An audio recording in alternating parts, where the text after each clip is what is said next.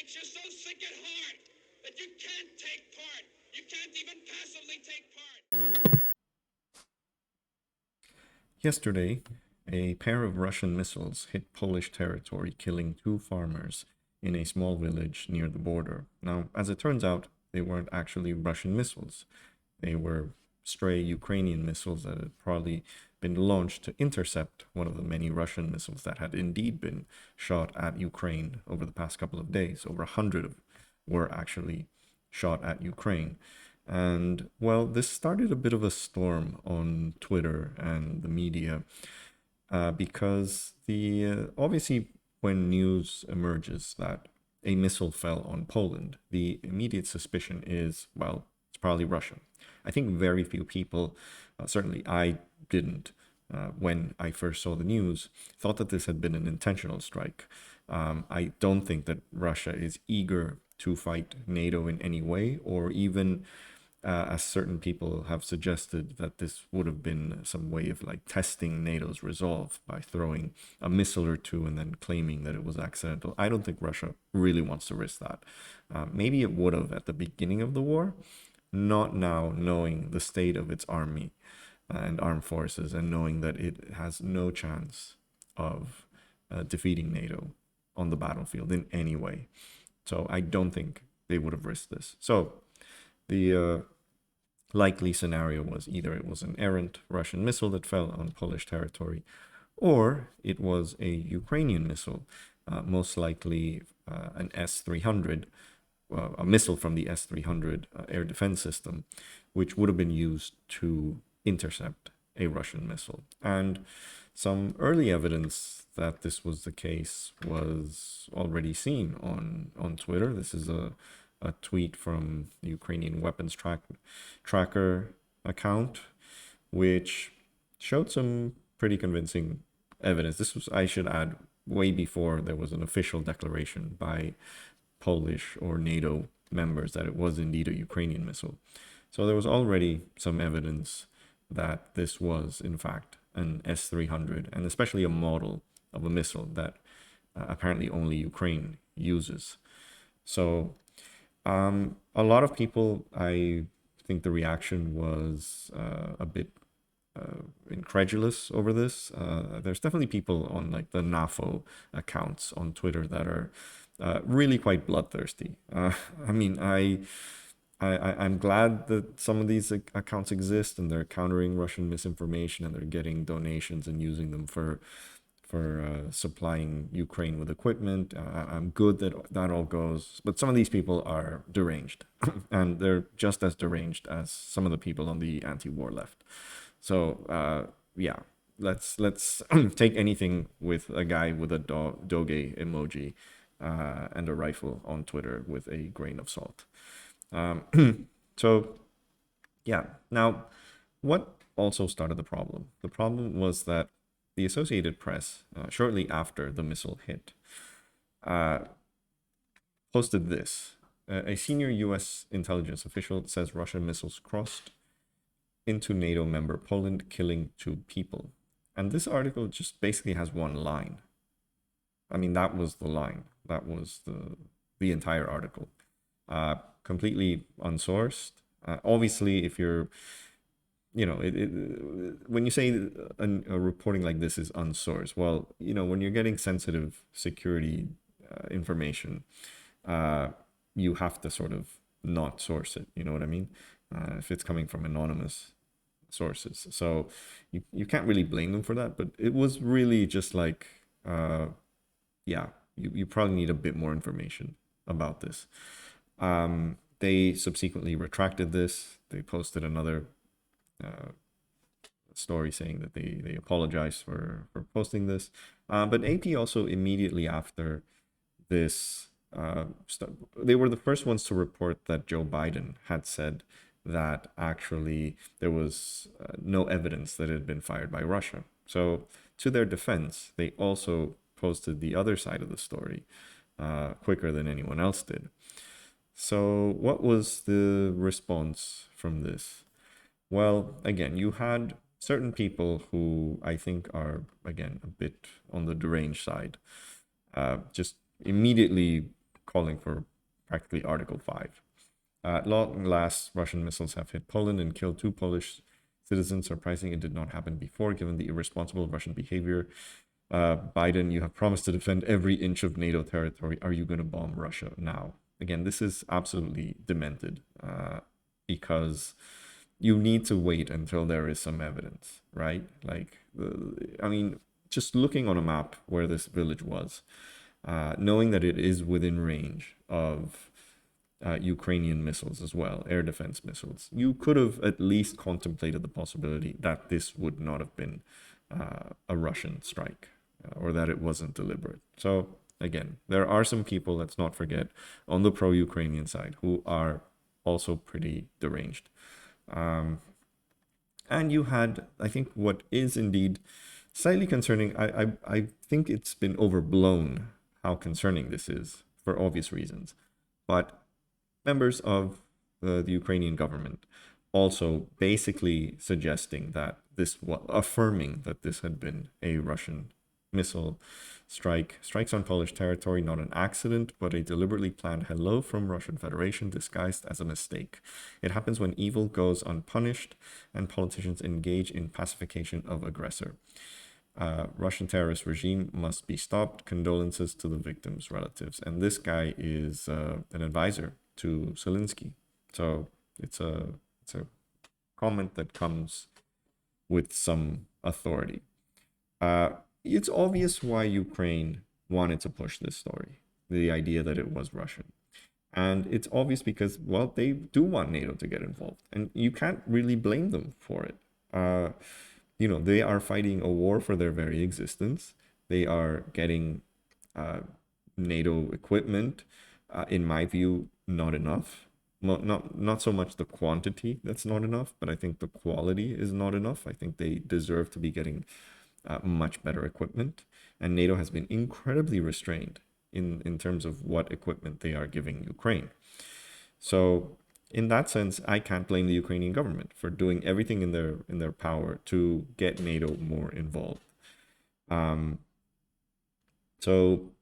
But of course, this was not enough for certain anti-Ukraine elements out there. And by this, I mean so I now think the horseshoe theory, you've heard the horseshoe theory, right? That the extreme left and the extreme right are pretty much the same. Certainly in terms of their support for Russia, they are the same. But there's a third element here, and that's libertarians. Libertarians have also gone into the anti-Ukraine orbit. And this is Ron Paul. Did Ukraine try to lie us into World War III? And so there we go with this narrative that Ukraine is just trying to drag NATO into war. And who else has been pushing this narrative? Well, my bête noire on Twitter, Branko Marcetic from Jacobin. And before I go on to Branko, I just want to say the real story here is how the narrative that NATO are these bloodthirsty warmongers that are just looking for an excuse to attack Russia has been thoroughly debunked. Anyone who brings up this claim from now on is a complete moron. Why? Because NATO now did have an excuse. They could have fashioned some way of, turning this into conclusive evidence that a Russian missile hit Poland. And they could have used this excuse to intervene, or at least escalate the conflict. And yet they didn't do that. From the very start, they didn't do that. Regardless of how many Ukrainian officials pushed the story that it was indeed unequivocally Russia, NATO was incredibly prudent. And the leaders of the larger NATO countries were incredibly prudent, especially Biden. So they investigated, they waited until they have evidence, and then they came out stating that this was indeed an errant Ukraine missile that hit. So how on earth can you, from now on, justify the narrative that NATO is just looking for escalation. And that has been central to the arguments of people on the anti-war left. And it has been central to the arguments of Branko Marcetic, among others. And so how are these people spinning it now? Because you would think that, okay, the entire premise of my narrative has been destroyed.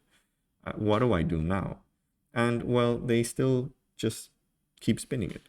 So he's basically repeating the same Ron Paul argument that if, Zelensky is being irresponsible, the media is being irresponsible. Misinformation doesn't get more dangerous than that which nearly leads to war, even nuclear conflict. And here, like so many other times, it was the outlets and voices that censors think of as trusted and authoritative who spread it. Dude, we weren't even near World War III, much less nuclear war. Nowhere near. There was never a consultation by NATO on Article 5. And I should add, I don't think they even invoked Article 4, because Article 4 is when you call for a consultation among other NATO members over possible courses of action. I'm not actually sure they even got to that point. I don't think Poland called Article 4. And if it did, Article 4 is still far from a step towards war. Now, Article 5 clearly states that NATO members must come to the assistance of one of their countries if it's attacked. Now, it's only been invoked once, which was 9/11, but there is no clear commitment in that article that this support has to be militarily. So, you could support a country that has been attacked, but not necessarily get involved. And the reason why this phrasing is somewhat vague is because one very important, geographically at least, NATO member doesn't have actually an army, and that's Iceland. So you can't really force Iceland to go to war with anyone when they don't have armed forces. So so even Article 5 would not necessarily be a full-on NATO declaration of war against Russia. But they just think, they see Article 5 as like this tripwire that like, oh, a missile just landed on Poland. That's it. It's war. And not just war, it's nuclear war. From the start, missiles will start flying. This is ridiculous. This is just absolute irresponsible fear-mongering by these people who the reason they're using this excuse is because they want Ukraine to not get any assistance. They want Ukraine to lose. And they want Ukraine to sue for peace that is disadvantageous to it. That's what they want. That is their end goal. That is the whole purpose of all the BS that they've been spouting since the beginning of the war. And that goes for Branko Marcetic. From before this war, he has been giving every single excuse to avoid any sort of moral support, moral and material support for Ukraine. He's been doing they're all Azov Nazis, Russia's not going to invade, then it did invade, then Ukraine should sue for peace, yada, yada, yada. He's been doing them all. He is like the living embodiment of every single trash argument from the anti-war left.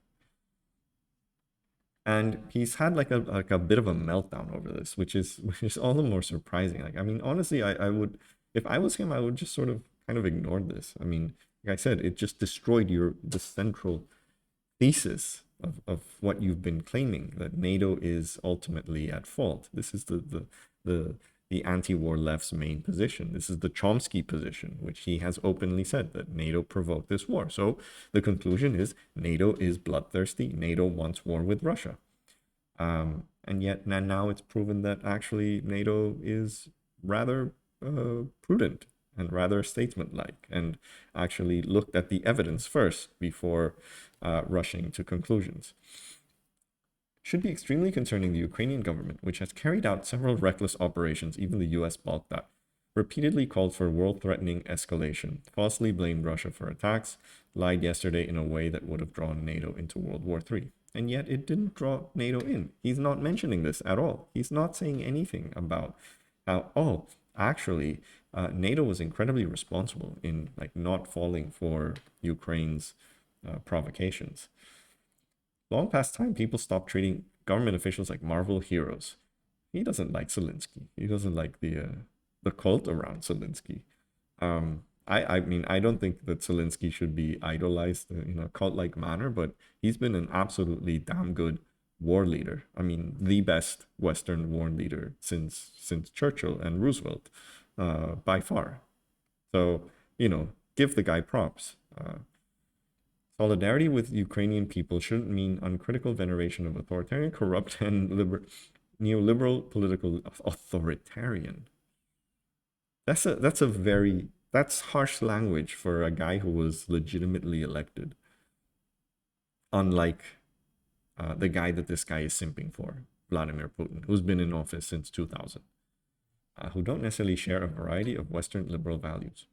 Before the inevitable, of course, all this applies to Russia too. They're not a Western allies, nor do Western states have influence over their behavior like they do over Ukraine.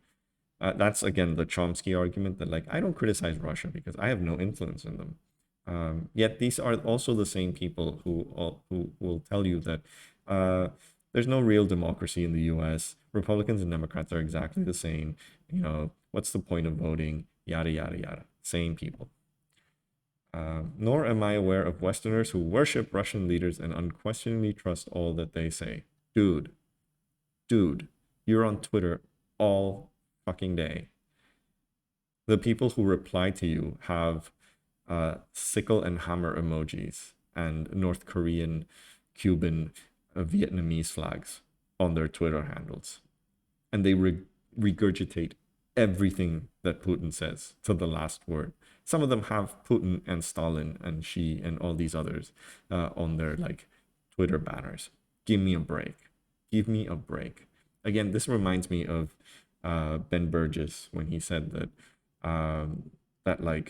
the campus and tankies are, what was his word? The fringe of a fringe. And as it turns out, it's like 90% of the left. Ridiculous. Yeah. I doubt most NATO states would risk nuclear war over 2 people dying in Poland. But what if it had been something far worse? Well, what if it had been something far worse? Then it may have justified NATO getting involved. Like if these were actual, if 50 Russian missiles actually hit Poland, you don't think that would have justified it? Like, come on, man. This is insane. Yeah. Also, we're thinking about the substantially more US boots on the ground in Ukraine and across the border. What happens if they're killed in Russian strikes? Dude, Americans have been killed in Ukraine already. There's been tons of American volunteers fighting, and number of them have been killed. So, no big deal. Also, yes, there are undoubtedly, like special forces, intelligence officers, etc., in Ukraine. I mean, these people know the risk, and their governments know the risk. They're there for a reason, and they know that they're in harm's way. And you cannot expect the US to complain that, say, a Russian missile hits a Ukrainian command post where CIA officers were in. First of all, they will probably not even admit that they were there. And second of all, like I said, even if they were in a non-confidential manner, I mean, that's it. You're in a war zone. Period. But yeah, that is Branko Marchetish for you. What else? Oh, Ben Burgess.